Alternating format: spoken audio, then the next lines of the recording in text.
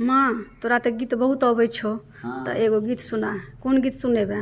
बरातक गीत सुनबै छी। जखन बेटा बियाह करऽ जाइ छै ने तखन ई गीत होइ छै। ई अपना मिथिलेटामे भेटत, आर कतहु नहि सुनब ई गीत।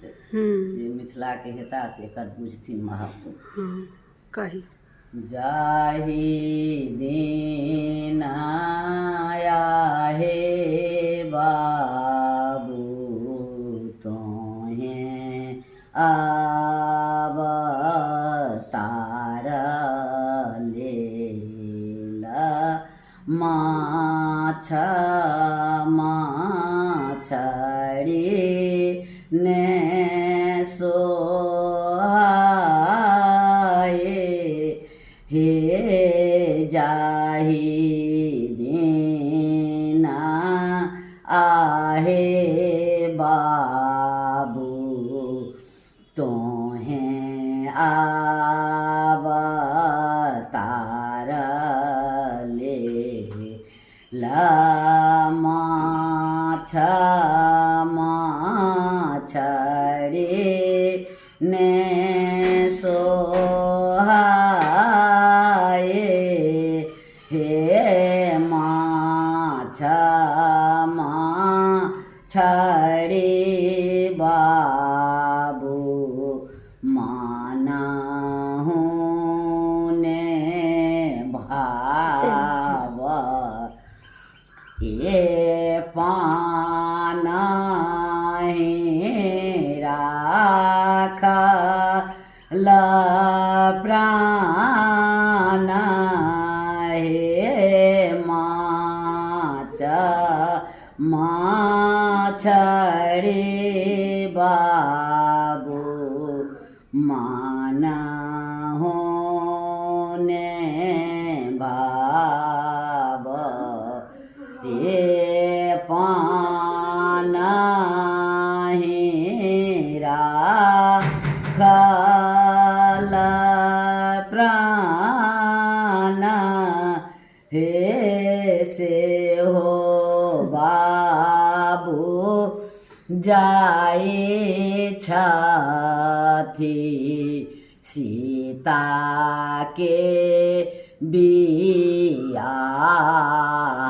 बियाहना दूधवा के लिखी मोहि दे हे से हो बाबू जाए छथि सीता के गाँवनमा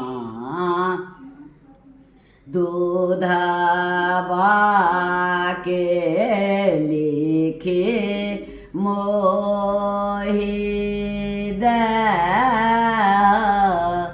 हे दूधवा के लिखे आमा नाही देव पोसबा के लिखे हम देव हे दूधवा के लिखे आमा नाही देव पोसबा के लिखे हम देव हे जावत जीव आमा कामरो उघवा धनी हेती चेरिया तो रहे जा आवत जीव आमा कामरु